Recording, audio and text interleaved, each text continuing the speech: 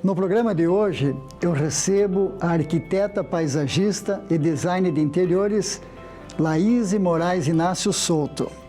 E nós vamos ter uma conversa muito importante. Vamos falar sobre a importância que tem o paisagismo, o design de interiores na nossa qualidade de vida e também na nossa saúde e bem-estar. Tenho certeza absoluta que vocês vão gostar muito deste episódio, porque ela traz dicas muito importantes de como nós podemos melhorar a nossa qualidade de vida, muitas vezes fazendo pequenas e simples mudanças no nosso ambiente, seja de trabalho ou no nosso ambiente familiar. Então, sejam todos muito bem-vindos ao episódio de hoje do programa Bem Viver.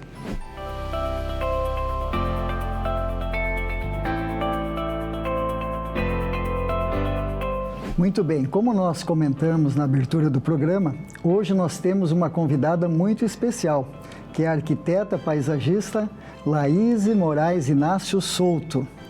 Laíse, seja muito bem-vinda ao programa Bem Viver. E é uma honra ter você aqui conosco.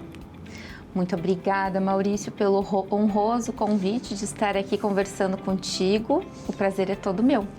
Muitas vezes, estando já pela segunda vez aqui no programa Bem Viver. Exatamente. Laíse, de imediato eu quero que você se apresente para as pessoas que estão nos assistindo, que conte um pouquinho da tua história. Uma trajetória longa em relação aos estudos e tudo mais. Eu sou uma pessoa muito dedicada àquilo que eu acredito, mas vamos lá. Então, meu nome é Laíse Moraes Inácio, mais recentemente Souto. Eu me formei em Santa Maria, na Universidade Federal de Santa Maria. Depois eu percorri alguns outros caminhos, fiz meu mestrado na Unijuí, no noroeste do estado, e continuo a estudar. Eu acredito muito nos princípios de que o estudo efetiva, na verdade, a relação produtiva que a gente tem com o trabalho que a gente desempenha. Muito bem. Eu quero saber de ti, Laíse, por que você escolheu esse caminho aí do design de interiores e do paisagismo como um caminho a seguir profissionalmente? Pela percepção de eu olhar para um espaço e imaginar que ele poderia ser melhor do que ele está. Eu, na verdade, ao longo da minha trajetória de vida, eu pensei em fazer outros cursos, como psicologia, por exemplo, publicidade. Mas, na verdade, parando para fazer essa análise, desde a infância eu olho para um ambiente e eu tenho a sensação, ele podia ficar melhor com outra cor, com uma plantinha ali. Então, prevaleceu esse meu entusiasmo em que as coisas podem ser transformadas em algo melhor do que elas são. Muito bem. Muitas vezes as pessoas pensam que design de interiores é simplesmente decoração. Sim. Né? Quadros, objetos, mesa, algum artefato ali, algum enfeite, algum ornamento. O que é, na verdade, o design de interiores? É também essa parte decorativa, Maurício, né? Na verdade, faz parte do design de interiores. No entanto, não é só isso. Porque para a gente conceber um espaço, projetar um espaço adequadamente, vários princípios estão em jogo. A questão da ornamentação faz parte, mas a funcionalidade, a questão da iluminação, da incidência de luz, da funcionalidade daquele espaço. Então, na verdade, são muitos pontos para a gente chegar num projeto de design de interiores que seja efetivamente adequado para quem vai habitar aquele lugar. Ok, eu tenho te acompanhado o teu trabalho e eu percebo que você tem uma preocupação muito grande pelo bem-estar das pessoas dentro dos espaços que elas ocupam. Sim. Como que você vê, assim, como que o espaço pode interferir na qualidade de vida das pessoas? Eu vou te dizer que essa preocupação é o norte do meu trabalho. Isso porque, devido ao meu mestrado, eu estudei muitos artigos que falam sobre o impacto do ambiente na qualidade de vida das pessoas, para o bem e para o mal. Então, à medida que mais eu me aprofundo neste assunto, mais eu entendo que o ambiente ele é muito responsável pela forma como tu te sente. Vamos pegar um exemplo. A gente há pouco estava aqui no estúdio e tu me disse, eu tô com frio. Eu disse, eu também tô. Dá uma sensação na gente de inadequação. Ao mesmo tempo que a luz, uma luz que ela tá inadequada naquele espaço, ou porque tá fraca, ou porque tá forte, ou porque é branca. Eu não sou muito da luz branca, eu gosto muito da luz amarelinha. Já falei isso contigo em outros momentos. Mas então essa percepção que tem que se ter dos espaços, ela é grandiosa. São detalhes que na verdade contribuem para te sentir bem ou para te sentir não à vontade em determinado lugar. Muito bem. E quando você é chamada para fazer um trabalho, tanto no design de interiores quanto na questão do paisagismo, qual é o primeiro olhar que você tem perante a perspectiva daquilo do que o cliente deseja? O que você olha por primeiro, assim, no ambiente? O que precisa ser mudado? O que precisa ser feito? O meu primeiro olhar, na verdade, ele se direciona para a pessoa. Quem que é aquela pessoa? Quais são os sonhos? Eu gosto de ter uma conversa muito informal com o meu cliente no meu primeiro encontro, justamente para eu perceber nuances da fala dele que talvez nem ele saberia me dizer de forma concreta, mas que à medida que a gente vai conversando, trocando ideias, eu vou entendendo a importância das coisas, a percepção que ele tem ou como ele gostaria de se sentir naquele espaço. Então, o meu primeiro olhar volta-se para a pessoa. Seria como que fazer uma entrevista. Na área da saúde nós chamamos isso de anamnese ou uma avaliação clínica. Então você conversa primeiro com a pessoa, vê quais os desejos, as aspirações e o que ela deseja do ambiente. É isso. Exatamente. Isso porque sempre a vontade, o desejo do cliente prevalece. Sempre. E você organiza essas ideias, é isso? Sempre, porque eu defendo o seguinte, tu mora na tua casa, a casa precisa ter a tua identidade. Tu vai me contratar para que eu possa organizar isso tudo num ambiente que seja aconchegante, que seja adequado funcionalmente, mas a tua casa tem que ter a tua cara, não a minha. Entendi. Eu vou te dar um exemplo prático. Eu tive uma vez um amigo e ele contratou um profissional para fazer um projeto e o profissional levou em consideração o desejo dele, do profissional. Isso é muito comum. E não fez um histórico, né, uma varredura, que eu digo assim, de quais eram os desejos e as aspirações e como que aquela pessoa ia ocupar aquele ambiente. Sim. E foi projetada uma sala muito pequena. E ele era uma pessoa que tinha muitos amigos, gostava de receber as pessoas, mas depois eles, puxa vida, Maurício, agora está tudo pronto, já foi feita a parte mais difícil, que era a parte, né, das paredes e tal. Ele teve que fazer uma demolição porque não foi feito esse estudo prévio. Pode acontecer isso, então? É muito comum de acontecer, porque a verdade, às vezes, a gente tem muitos bons profissionais no mercado, no entanto, antes de ser um bom profissional técnico, tu tem que ser um bom ouvinte. Perfeito. Escutar com amor. Se tu não tem uma escuta para o teu cliente, tu pode fazer um projeto que vai ser capa de revista, mas que na verdade não comporta a vida de quem habita ali. Muito bem. E aí a pessoa se sente perdida, desencaixada. Muito interessante. Você trabalha com design de interiores, mas você também tem uma visão paisagística. Como que nós podemos incorporar o paisagismo tanto em ambientes internos quanto ambientes externos? Eu vou te dizer que o paisagismo, ele é a menina dos olhos dos meus projetos, porque em todos os meus projetos de interiores, vou te dizer que quase sem exceção eu incorporo o paisagismo. Eu incorporo vegetação, eu trago, porque a vegetação ela humaniza os espaços. Não necessariamente áreas externas, mas áreas internas também eu trago. É a tua pergunta, novamente, final?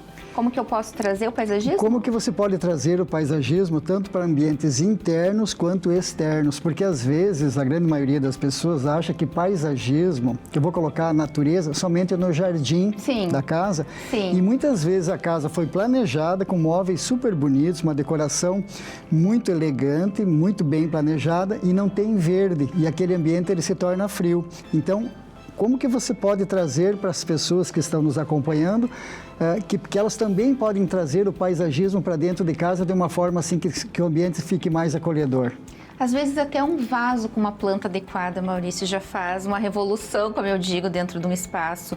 Mas hoje em dia a gente tem alternativas que são muito interessantes, os jardins verticais, os painéis, vasos suspensos, mas às vezes simplesmente um vaso, uma coisa tão simples, a gente trazendo para um cantinho da sala, acomodando com uma outra plantinha. Eu sempre gosto de fazer jogo de vasos, assim, uma planta mais alta, outra mais baixa. Isso já, por si só, já muda toda a sensação que aquele ambiente vai causar nas pessoas. A gente só precisa estar atento, obviamente, à condição da planta, né?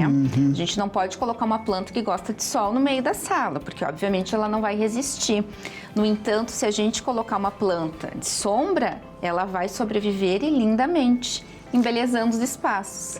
Eu tive uma experiência pessoal sobre isso, que na minha clínica eu gosto muito de plantas, né, de ornamentação, de vegetais, e eu sempre queria colocar uma planta no meu consultório, na sala de espera, e morria, não teve jeito. Por vários anos eu colocava uma planta e ela morria. E aí quando você fez o projeto, aí eu entendi que a escolha da planta, a escolha da vegetação vai ser muito importante para aquele ambiente, porque algumas precisam de mais luz, outras não se criam em ambientes muito fechados, e aí é que entra a mão do paisagista. Exatamente. A planta é um ser vivo, a gente, a princípio, não tem que esquecer nunca disso. Mesma coisa as pessoas, tem pessoas que gostam mais do sol, outras gostam mais de sombra, outras gostam mais do inverno, outras mais do verão. E essa condição, ela é da planta. Tem algumas plantas, se tu colocar uma planta de sombra no olho do sol, como eu digo, o que vai acontecer? Ela vai murchar e vai morrer. Ela não é dali, ela não é para estar ali.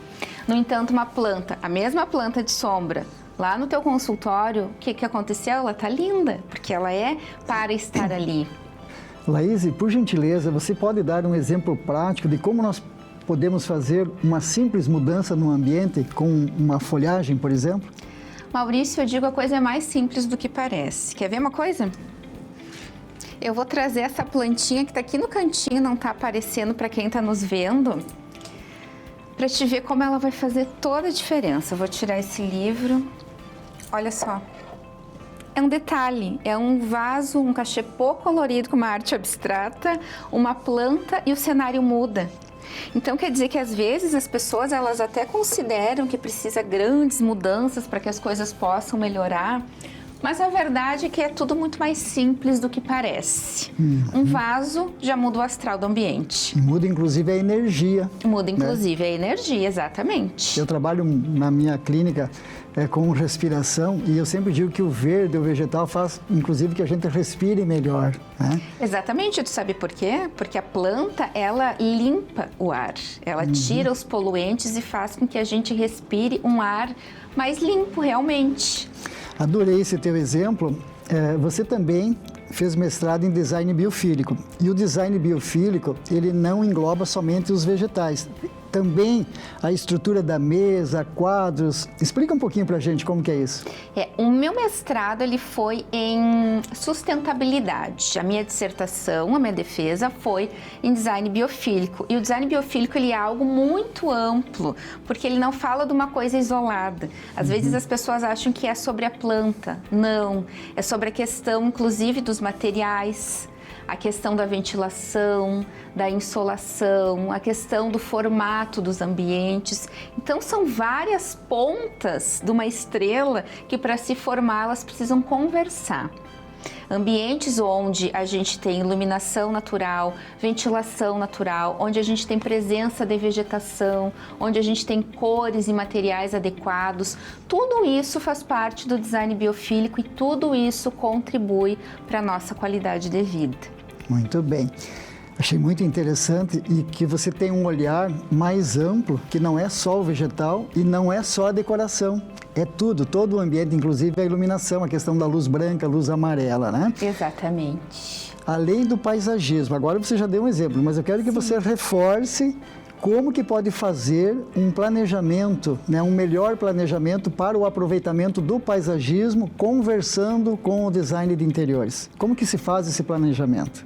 Dentro da minha perspectiva, as duas coisas não se dissociam. Toda vez que eu vou elaborar um projeto de design de interiores, eu deixo um lugarzinho especial para colocar uma vegetação, seja numa parede, seja num vaso. Ontem mesmo eu estava projetando uma cozinha anexa a uma sala de estar. Na cozinha eu inseri vegetação numa prateleira com iluminação. Na sala de estar eu trouxe a mesma vegetação para conversar em cima de uma cristaleira com o ambiente da cozinha. Então, para mim, esse diálogo ele tem que acontecer de forma ininterrupta, o tempo inteiro. Da mesma forma como quando eu vou projetar um projeto paisagístico numa área externa, eu vou pensar num móvel adequado, numa cor que funcione, num material que comporte estar numa área externa. Então, são coisas que não se dissociam, que para mim elas caminham juntas, e eu acho que pode ser aí o grande diferencial dos espaços que eu planejo, que eu projeto. As coisas, elas andam de mãos dadas justamente para somar forças. O que eu percebo nos teus projetos que me chama a atenção é que você não está preocupada somente com o design, com a estética do design. Então, móveis super planejados que são lindíssimos, são bonitos, só que às vezes nós adentramos num ambiente, ele é perfeito, foi feito de uma maneira impecável, mas ele é frio. E os teus projetos que eu acompanho, inclusive pelas redes sociais, sempre tem o verde. Você faz o planejamento do design de interiores, mas sempre está ali o verde, está o design biofílico presente. E isso parece-me que muda a energia do ambiente. A pessoa chega em casa e ela diz, é aqui o meu cantinho, é aqui que eu quero voltar ao final do dia. Essa é a percepção que eu tenho, porque senão dá a impressão de que ele saiu do escritório, um ambiente frio muitas vezes, e ele vai para casa e o ambiente é lindo, mas é frio também. Mais ou menos isso? É bem por aí. Inclusive, vou puxar um gancho aqui com relação à percepção que normalmente as pessoas têm sobre os ambientes de trabalho. Ambientes de trabalho, o que tu falou? Um lugar frio. Grandes empresas como a Google, por exemplo, o Mercado Livre, essas empresas, elas estão globalmente antenadas e entenderam que a produtividade do pessoal que trabalha para eles, ela está completamente conectada ao jeito que eles estão inseridos no espaço. Então, eles estão trazendo vegetação, estão trazendo cores, estão trazendo espaços de estar para aquela equipe, porque eles entenderam que uma equipe num espaço adequado, ela é mais produtiva. Se eu estou me sentindo bem naquele espaço, eu vou produzir melhor.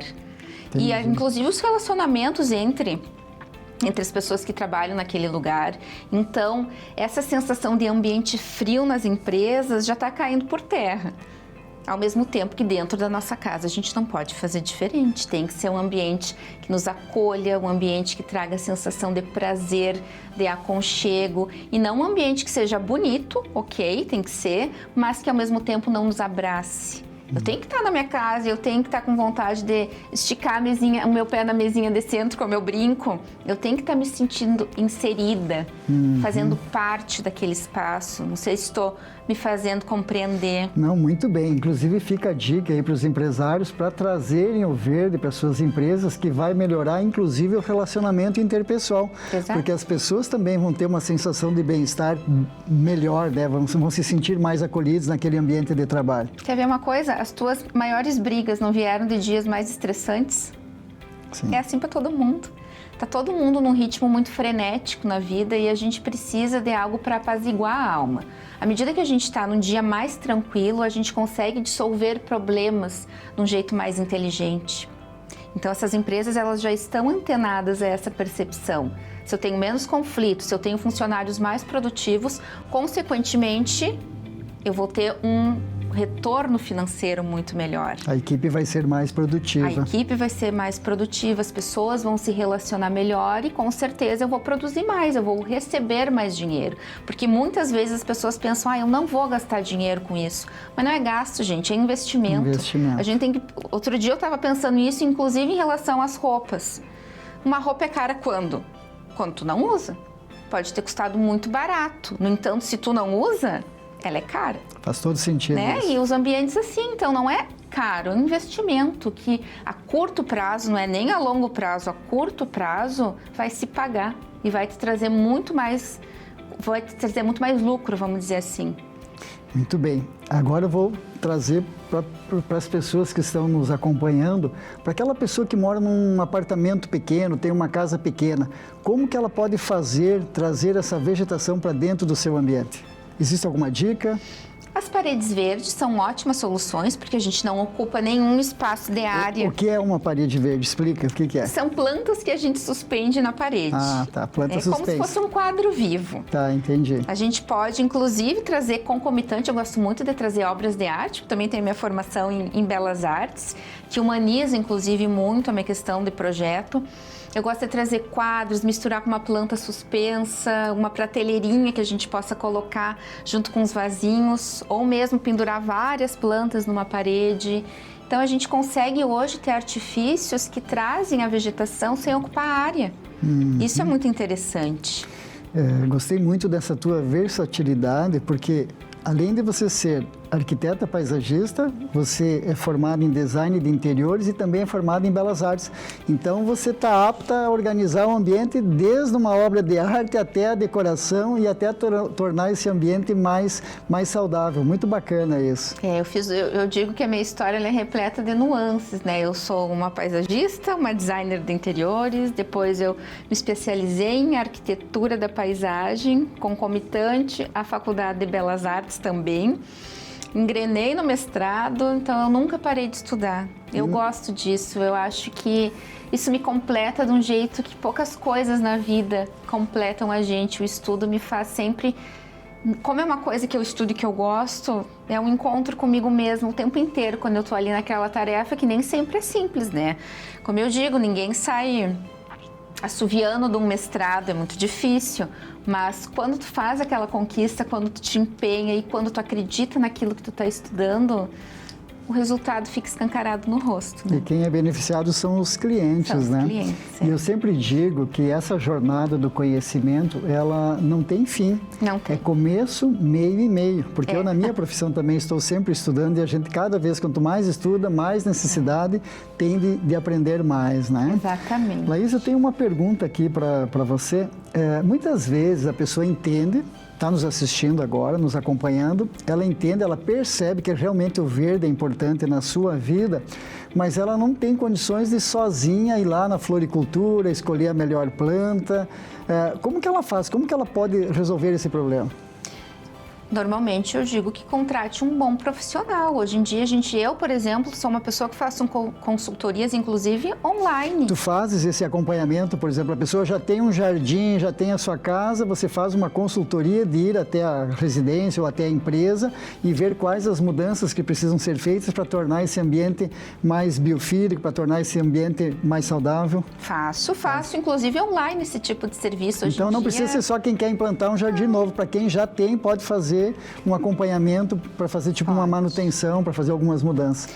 Muito legal. Às vezes, Maurício, a coisa é muito mais simples do que parece. Às vezes é trocar a cor de um móvel, às vezes é colocar aquela mesa que estava assim, assado, como eu digo, né? É tu trazer um vaso maior, uma cor diferente, uma planta que seja mais volumosa e o ambiente por si só já se reestrutura. Na maior parte das vezes, as pessoas que vão por conta própria, em lojas de decoração ou mesmo em floriculturas, elas não têm mau gosto, não é isso.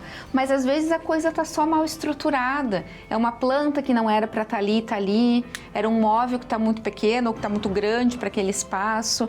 Então, na verdade, a maior parte das pessoas tem coisas boas e legais, só que não está funcionando naquele jeito. Muito bem. Tu tens um exemplo prático? Muito bem. Tu tens um exemplo prático de antes e depois? Quem sabe eu vou pedir para o pessoal, então, da... Sim, eu trouxe. Tu trouxe? Tu trouxe? Pode pedir, por gentileza. Então, pedir para o pessoal da produção colocar o antes e depois, tu pode ir falando, Laís. Essa área, imagina só, essa área é uma área bonita, no entanto, se não tivesse a presença da madeira, da vegetação, a gente teria o quê? Uma área fria.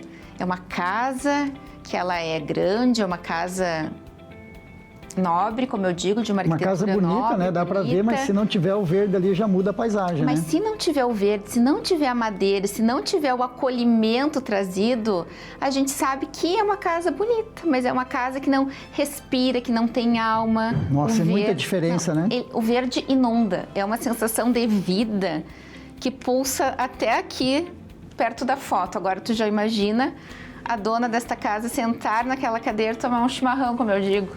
Muito bem. Então, qual que é o primeiro passo, Laís, quando a pessoa pensa em fazer um planejamento?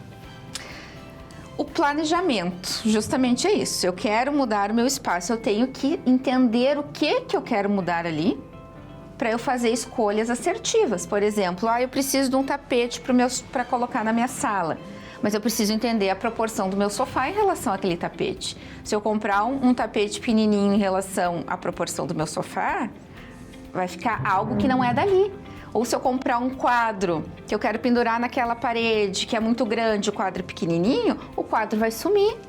Entendi. Então, essas escolhas, elas têm que ser equivalentes. Então, é buscar um profissional qualificado, um especialista nessa área, que seria um arquiteto. Um paisagista, um designer de interiores, um arquiteto, porque é isso que eu estou dizendo, a maior parte das vezes as pessoas são bem intencionadas nas suas escolhas. Não estou dizendo que aquele quadro não é lindo, mas talvez ele só seja pequeno para aquele espaço.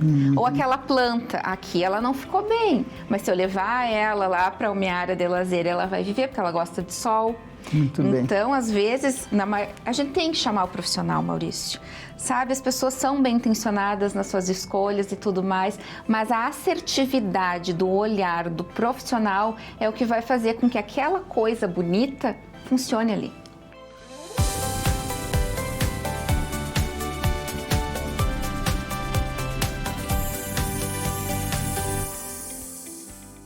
Dentro do quadro Mitos ou Verdade, eu quero perguntar para a Laíse se dentro do paisagismo existe um mito, Laíse. Qual mito que você pode citar para nós? Existem muitos. Muitos? Muitos mitos. No entanto, eu quero trazer um mito que é muito recorrente, que as pessoas me questionam. Mas eu tenho uma área muito pequenininha, então eu não posso fazer um projeto paisagístico. Isso é um mito. Pequenas áreas, inclusive áreas dentro de casa, como a gente já havia falado, comportam um projeto paisagístico enxuto. Parte de um bom projeto, então. Parte de um bom projeto. Muito bem.